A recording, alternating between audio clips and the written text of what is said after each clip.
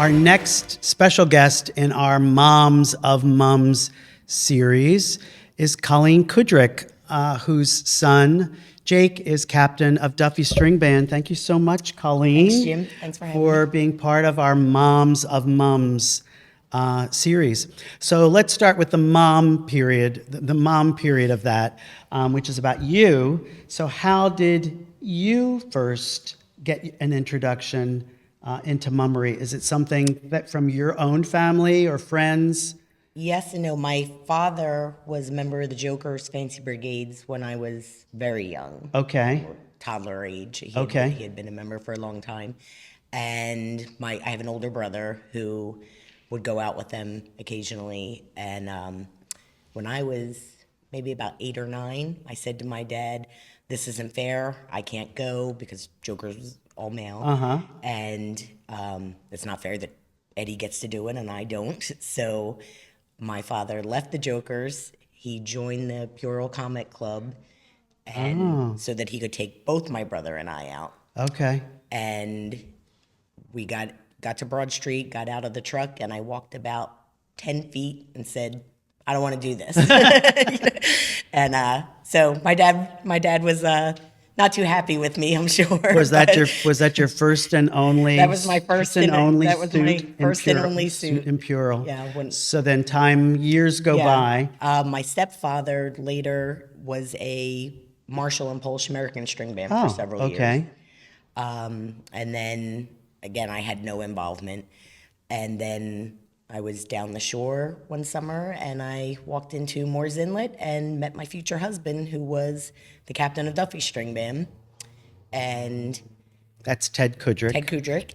And he, when we started dating, so the band took up so much of his time and so much of his life, and was his passion. So I spent a lot of time around the band, and he kept saying to me, "You don't have to join. You don't have to do this," but I spent a lot of time at the garage working on props with them, and then I figured, well, if I'm spending all this time doing it anyway, why not? Yeah. And take the next step or take the next leap. And did you play an instrument? I did not. I grew up playing trumpet from school band, elementary age, 3rd grade through college, but there's no brass instruments in string bands. Right. So I learned to play tenor sax, which, if you know how to read music and you have a lot of experience with playing music, is not a terribly difficult transition. I won't say I was great at it when I first started, but. And do you remember what was your first year in suit? Do you remember? The first year in suit was 2002, when we did an artist theme. I was a dancer. I was in a paint can. So and my first year as a playing member was 2003. Okay. So were you? Did you miss any years when you had your kids, or did you play? Were you able to? I missed. Manage to do it all the way through. I missed 2006 because Jake was born in January. Okay. So I would have been very pregnant. I was due on January 18th. He came a couple days later on the 23rd. But so other than that, you've had 20 that, plus. You've had 20 other than plus that, years. I've gone straight through. When I was pregnant with my daughter, I was early enough to parade. So, so you obviously married Ted, and now you're marching as a musician behind your husband, who's the captain of the band, and Ted was captain for 33 years. For a very long time. So that, you said, it kind of consumes, so much of your time. So it became a family, a family experience, and the Kudrick family. It's a Kudrick, Kunzig, Crow, Rouleau family affair. Yeah. So what was that like coming into that? It was great. I mean, I came from a very close family myself. So unfortunately, both of my mother-in-law and father-in-law had passed away before I met Ted, but he was still so close with his sisters and his brother, and it really is a family, affair for them. His nieces and nephews were in the band, and I just love that, because I came from such a a strong supportive family myself, I thought this is great that these, adult children still choose to spend so much time with each other, even when there's no kind of parental obligation to do To do so, yeah. So they welcomed you. You Yes. felt very welcomed. Yes.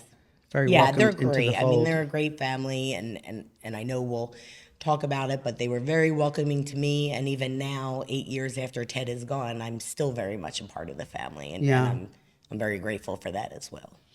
Yeah, so you touched on that, and of course, we have to cover the fact that Ted did, pass away suddenly. Now Yeah, 8 years 8 years ago last week. 8 years ago October last 19th. week, and that placed a really interesting situation that you and the rest of the band and the family, had to, deal with, confront at a very, Yeah, it was, stressful time to begin with.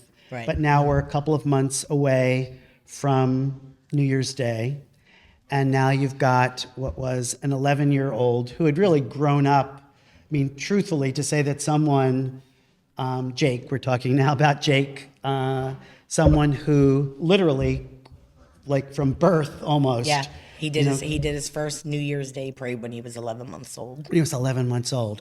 So he comes so like naturally to this. It's when we so often talk about it. Here we are in the Mummers Museum talking about it. It's in your blood. So literally it was, but this is, I can't even imagine the situation at that time. So take us back to that. What was that like? What were the conversations around that? Well, as you know, Ted died very suddenly. He suffered cardiac arrest in his sleep, and he died in our home. And it was on October 19th, so 2 months and a week or so before New Year's Day, and at that point, we're very busy. The routine has pretty much at least been planned, and we're still working on props and music and drilling and costuming and all of that. But suddenly we're without a captain, and and more paramount to that is that we were a grieving family and a grieving band. I mean, our band, even the people in our band that are not actual blood family members are like family to us. The people in our band most of them have been there for a very long time, 20, 30, 40 plus years. And So Ted had grown up with them. yeah. Ted had grown up, and a lot of the band members were saying they knew him when he was Jake's age. His father had been the captain of the band for 26 years Yeah. before Ted took over. So in the 80-year history of our band, we've had only 4 captains. And the first was George Duffy, who founded the band. And then my father-in-law purchased the band in 1956 with the intention of making his son captain. And his son, unfortunately, died of leukemia before he had a chance to do that. And so he made himself captain. And he was captain up until 1985 was his last year. And then in 86, Ted took over. And then in 2017, Jake took over. Yeah. And Jake had been with his father on the street, again, since the first year. He actually, until COVID hit and canceled the parade, he had more parades than years of life because he had started so young. And been carried. I mean, Yeah. actually been carried. Yeah, originally when he first started out, we would, just bring. He wasn't really integrated into the routine. Ted would come out on the walk-off song and grab him from my sister-in-law on the sidelines, and he always had a little costume on, and Yes, always. kind of parade around with him at the end. And then he was bit by the bug very early, and he was still pretty young when he wanted to be a part of the show. And so we started giving him, bigger and bigger roles every year, and introducing him to it that way. And he just really took to it. He loved it. I mean, he had, it was unique because in the old days, there were, a lot of the captains had a Mascots, yeah. or had a child that might have been their child or a grandchild, but there was a lot of that tradition of sort of the captain and then the sort of mini-me captain, marching alongside or participating in it.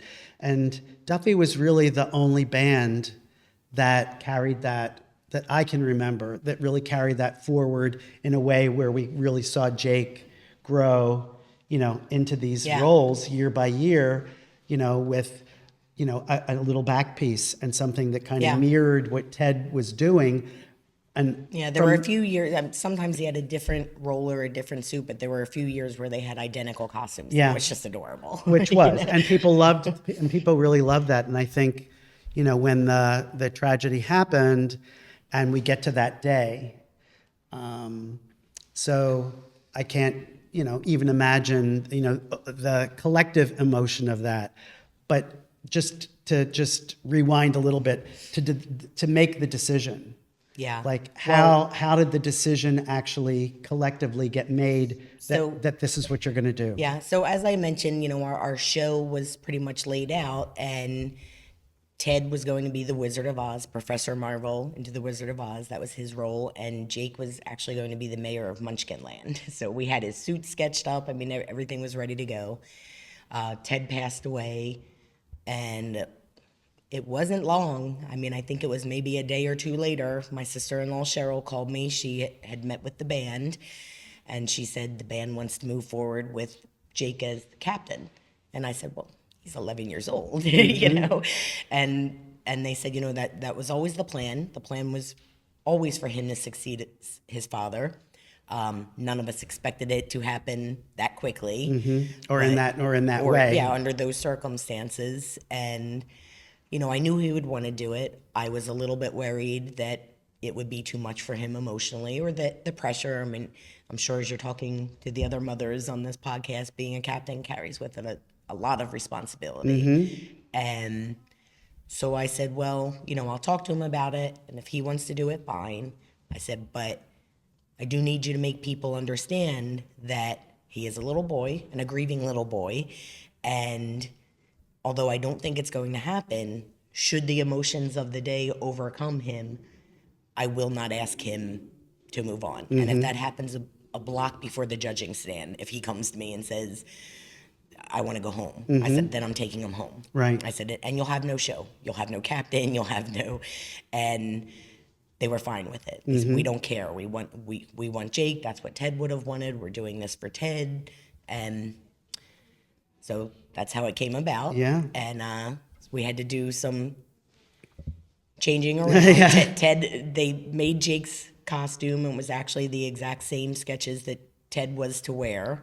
And then Jake's role as the mayor of Munchkinland was scrapped. And, the rest was... The rest, as they history. say, is history, yeah. And I was there. In that, in that moment, which I've recounted a couple of times before, with Jake's interview earlier this year as well, of seeing him in that moment rise to that occasion and perform, in such a magnificent way that he ended up actually winning a captain's prize, fourth prize captain for that year, and the band had its highest finish. 60 years. It's 60 years. So I'm going to say that was all Ted.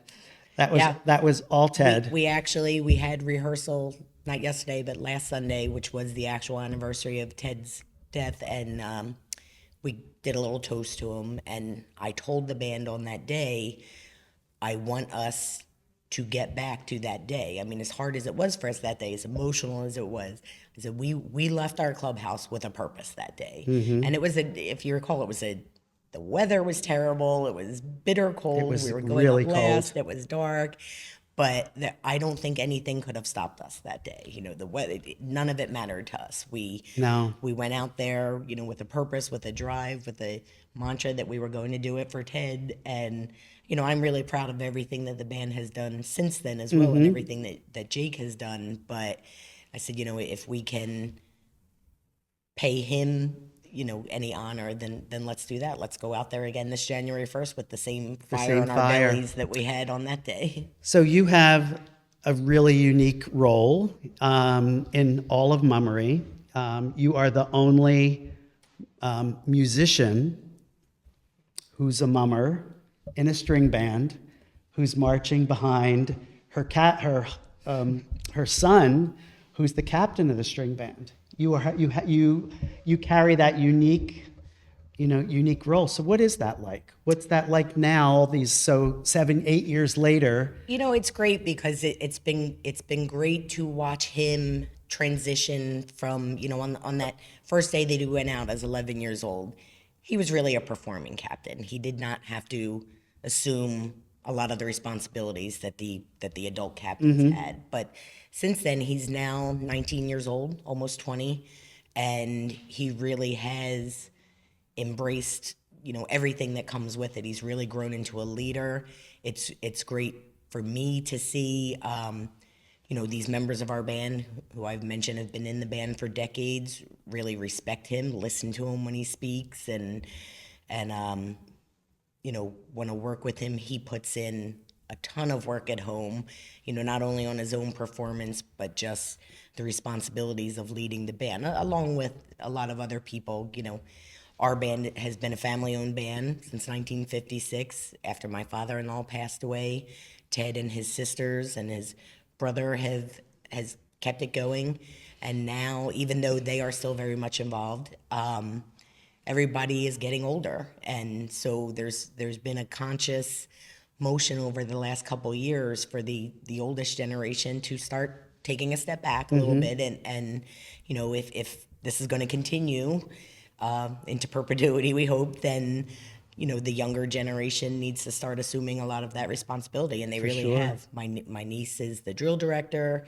My other niece is at the garage constantly. She handles a lot of the fundraising, a lot of the band's business affairs, and Jake has stepped up in so many ways as well, working on props at the garage. He helps my niece out with the drill a lot. He stands up there with her in front of the band every Sunday, teaching and demonstrating, and he just really puts his all into it. And that's been great for me to see as a mother, because I've always loved watching him perform. He's always loved to do it, and I still love watching him perform. But it's been great to, as a member of the band, to walk behind him on parades and take direction from him, and it kind of flip-flops the roles of a parent and child. When I'm in the band, he's my captain, he's my leader. And your son. And my son. And your son. So do you ever give him tips? Do you give him I do. Critique, feedback? Yeah, I do. Because that's the mom. Yeah, I can't help it. You can't help it. And he'll listen to me on a lot of things, and there's other things he disagrees with, and he's becoming a man now, and that's okay. Yeah, I have to respect that as well. And that's okay. So what's the vibe like for the Music Store Galore theme? It's great. We had rehearsal yesterday, and I'm actually on the injured reserve right now. I dislocated my knee a couple of weeks ago, so I was not in performing. I'll be fine in a few weeks. I'll be back on New Year's Day, but that's been unique as well, because I've had a chance to sit in a chair and observe the drill rehearsals for the last few weeks, and it's really come together. It's a fun theme. It's energetic. There's so much variety in the musical styles and selections. Yeah, I'm excited. I'm excited and for it. The drill's really coming together. I think, maybe I'm saying this because I'm not in there trying to learn it and just getting to watch it, but I think that the band has picked it up more quickly than in prior years. Okay. And I really feel like we're at a spot where it's still October and there's a whole lot of work to be done still, but I do feel like we're a little bit ahead of the game of where we've been in prior years. So I'm excited to see how it all comes together. That's great. Now, you are mom of another child as well, so we should give a shout out, because I have a feeling if we don't, we will hear about it. So Catherine is a musical theater kid, but has never taken to the mom side of this. No, she's 16 years old. She's a junior in high school. She was 8 when we lost Ted, and she's very creative.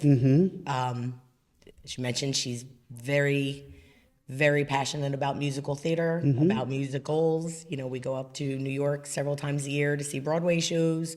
We have a subscription to Broadway in Philly at Ensemble Arts, and she herself does a lot of community theater and school theater. She spent this past summer, when she was 15 years old, she spent 5 weeks away at Oklahoma City University studying theater. But despite all that, even though she sings and dances, and she hasn't really wanted to be a part of No, I was going to say, the Mummers. she never got the mum. No, Jake asked her to dance last year, and she kind of toyed around with it for a while and then decided not to. So maybe someday we'll get her out there. Well, or but- maybe she just wants to have her own. Yeah, I think, have her own thing. as you know, Jake's first year as captain, he got a lot of attention. There was, we had reporters beating down the doors and wanting to write papers on him. We would be in a restaurant and the waitress would say, "You're that little boy from New Year's Day," and I think it bothered her at first. Not that she wasn't happy for him, but I remember us being out somewhere and somebody recognized him, and she turned around to me and she said, "I lost my dad too," and that broke my heart. And I think some of it is just that she just wanted to forge her own path, and she's done that, And she's doing it. Yeah, and I'm incredibly proud of her as well. Yeah, for sure. So, so we'll be heading to Broad Street in not that long, and you will once again be the mom of the mum. That's right. Marching behind Captain Jake Kudrick, who'll be the captain once again this year for the Duffy String Band. Thank you, Colleen, so much for Thanks, joining Jim. us Thanks for having me. Moms of Mums.